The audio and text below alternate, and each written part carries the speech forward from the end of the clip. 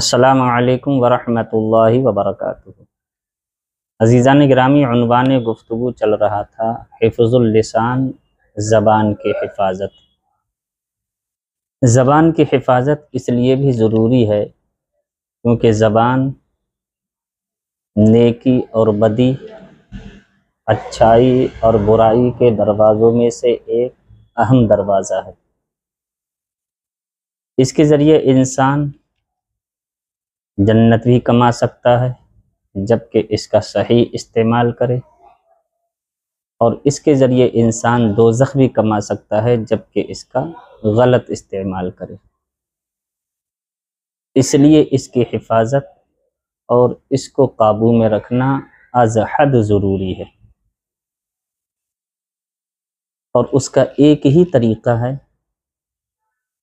اور سب سے بہترین طریقہ ہے کہ انسان زیادہ بات کرنے سے پرہیز کرے، لا یعنی باتوں سے اجتناب کرے، بے معنی فالتو باتوں سے بچے۔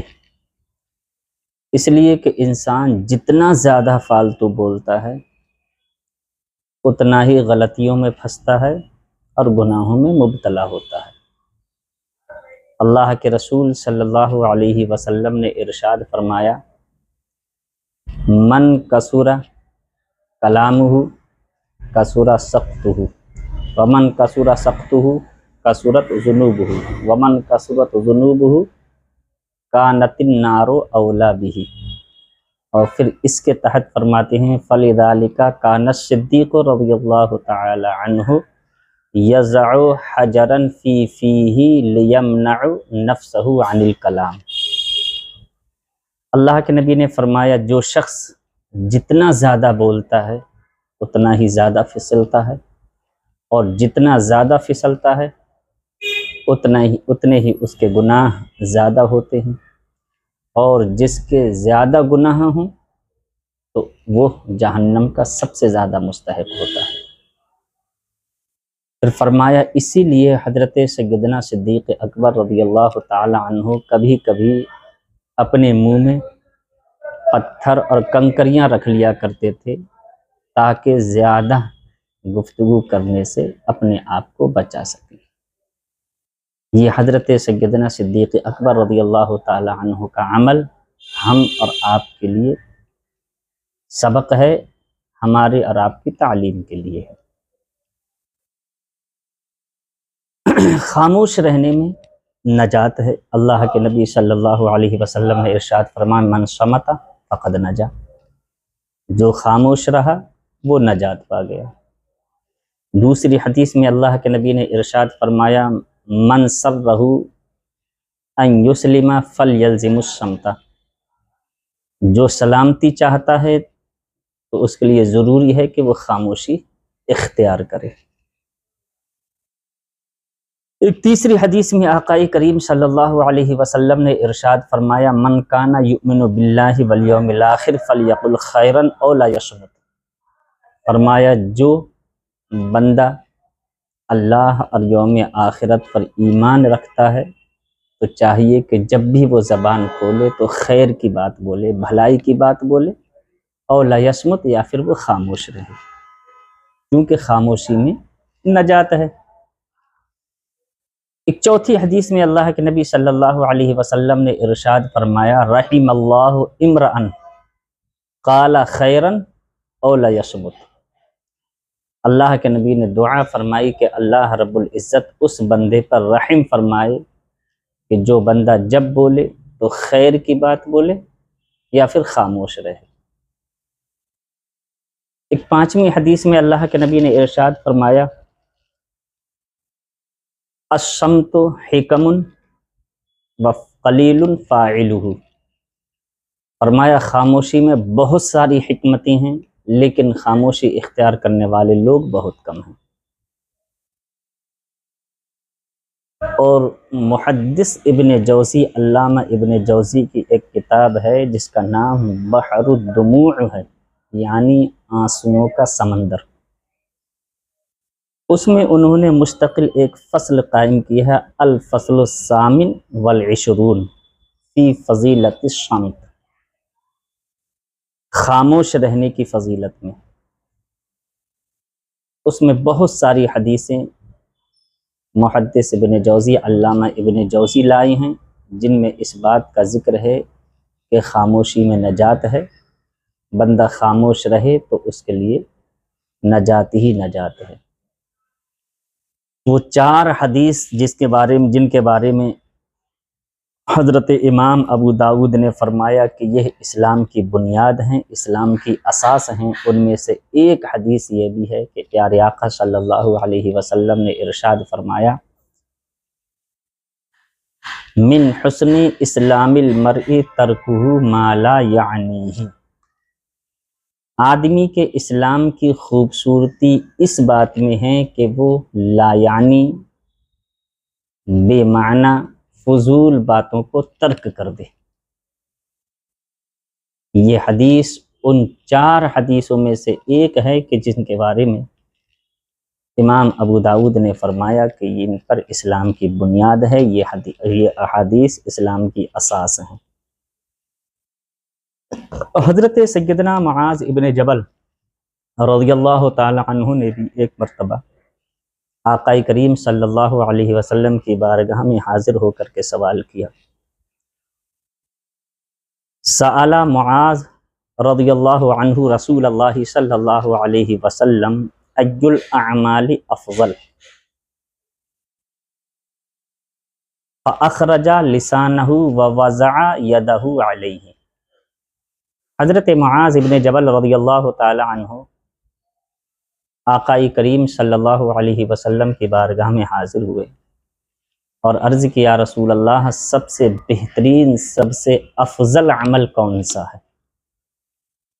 تو پیارے آقا صلی اللہ علیہ وسلم نے اپنی زبان مبارک کو نکالا اور اس پر اپنا دست مبارک رکھا، انگلی رکھی اور اشارہ کیا اور فرمایا، اس کو کنٹرول میں رکھنا، زبان پر قابو رکھنا، یہ سب سے بہترین، سب سے افضل عمل ہے۔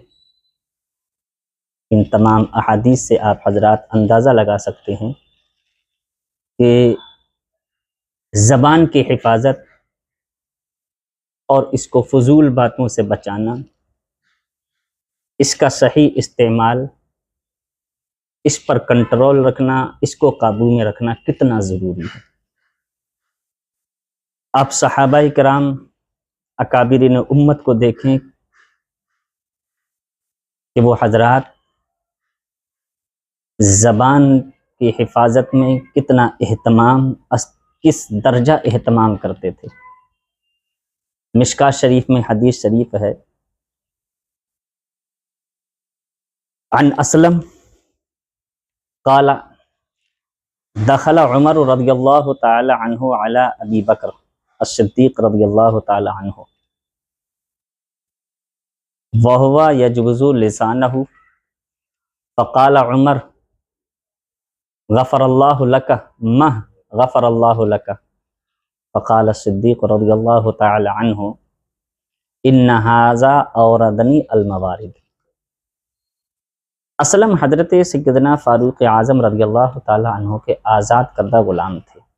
وہ فرماتے ہیں ایک مرتبہ حضرت سیدنا فاروق اعظم رضی اللہ تعالی عنہ حضرت سیدنا صدیق اکبر رضی اللہ تعالی عنہ کی بارگاہ میں تشریف لے گئے، تو حضرت سیدنا فاروق اعظم نے دیکھا کہ حضرت صدیق اکبر ایک ہاتھ سے اپنی زبان کو انگلیوں سے پکڑ کر کے باہر نکالے ہوئے تھے اور دوسری انگلی کو زبان پر رکھے ہوئے تھے اور زبان کو انگلی میں لپیٹ کر کے اس کو مروڑ رہے تھے۔ آپ اچھی طرح سے جان سکتے ہیں، ایک ہاتھ سے زبان نکالی، دوسری انگلی اس پر رکھی اور اس میں لپیٹ کر کے زبان کو مروڑ رہے تھے۔ جب اتنا حضرت فاروق اعظم نے دیکھا تو حضرت فاروق اعظم چونک گئے اور چند قدم پیچھے ہٹ کر کے حضرت فاروق اعظم نے اظہار تعجب کیا اور فرمایا، مہ غفر اللہ لک، حضور آپ کیا فرما رہے ہیں، اللہ معاف کرے، کیا کر رہے ہیں؟ آپ اندازہ لگائیں حضرت صدیق اکبر کہ وہ شخصیت میرے آقا صلی اللہ علیہ وسلم نے فرمایا انسانوں میں سب سے افضل انبیاء کرام کے بعد ابو بکر کا مقام و مرتبہ، یہ امت کا اجماع ہے۔ افضل البشر بعد الانبیاء بالتصدیق، حضرت ابو بکر الصدیق خطبے میں پڑھتے ہیں۔ تو حضرت سیدنا صدیق اکبر رضی اللہ تعالی عنہ اپنی زبان کو نکال کر انگلی سے پکڑ کر دوسری انگلی میں لپیٹ کر کے اس کو مروڑ رہے تھے۔ حضرت سیدنا فاروق اعظم نے چونک کر کے فرمایا ما غفر اللہ لک، اللہ معاف کرے حضور آپ کیا کر رہے ہیں؟ تو حضرت صدیق اکبر کا جواب سنیے، فرمایا ان ھذا اوردنی الموارد، جس کی ترجمان یہ ہے کہ عمر یہی زبان ہے جو سب سے زیادہ لوگوں کو ہلاکت و بربادی اور تباہی میں ڈالتی ہے، بربادی کے گڈھے میں لے جا کر کے یہی زبان انسان کو ڈالتی ہے۔ تو صحابہ کرام اولیاء امت کس درجہ زبان کی حفاظت فرماتے تھے اور اس کا کتنا اہتمام فرماتے تھے۔ حضرت صدیق اکبر کا یہ عمل تعلیم کے لیے ہے ہمارے لیے، ورنہ حضرت صدیق اکبر کی تو یہ شان ہے کہ میرے آقا صلی اللہ علیہ وسلم نے ایک مرتبہ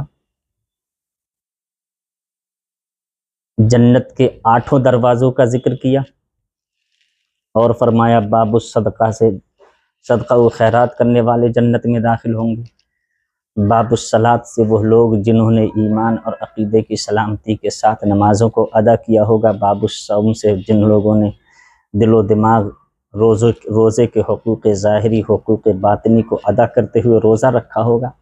اس طرح سے اللہ کے نبی صلی اللہ علیہ وسلم نے جنت کے 8 دروازوں کا ذکر کیا اور ان سے گزرنے والوں کا بھی ذکر کیا۔ تو مجمع میں حضرت سیدنا صدیق اکبر بھی تھے، تو حضرت صدیق اکبر اٹھ کر کے کھڑے ہو گئے اور عرض کی مالی یدعا احد من باب فلاں من باب فلاں هل یدعا احد من کل باب، یا رسول اللہ مجھے اس سے کوئی سروکار نہیں کہ کس کو کس دروازے سے بلا کر کے جنت میں داخل کیا جائے گا، کس کو کس دروازے سے جنت میں داخل کیا جائے گا۔ هل یدعا احد من کل باب، کیا آپ کی امت میں کوئی ایسا شخص بھی ہے جس کو جنت کے 8 دروازوں سے گزار کر کے جنت میں داخل کیا جائے؟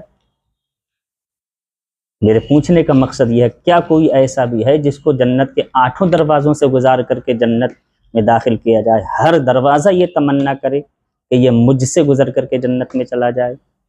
کیا کوئی ایسا شخص بھی ہے آپ کی امت میں؟ تو میرے آقا مسکرائے اور فرمایا نعم ارجو ان تکون منہم، فرمایا ہاں ابو بکر تم ہو کہ باب الصلاۃ، باب الریان، باب الصدقہ، ہر دروازہ یہ تمنا کرے گا کہ ابو بکر مجھ سے گزر کر کے جنت میں چلے جائیں۔ تو حضرت صدیق اکبر کی یہ شان، بہرحال وہ ایک الگ عنوان ہے، لیکن ان تمام تر شان و عظمت کے باوجود آپ نے بارہا سنا کہ میرے نبی نے ارشاد فرمایا کہ جو شخص زمین پر چلتا پھرتا جنتی دیکھنا چاہے وہ میرے ابو بکر کو دیکھ لے اور وہ دیگر عشرہ مبشرہ۔ تو حضرت صدیق اکبر کی شان اتنی بلند و بالا، ارفع و اعلیٰ، لیکن اس کے باوجود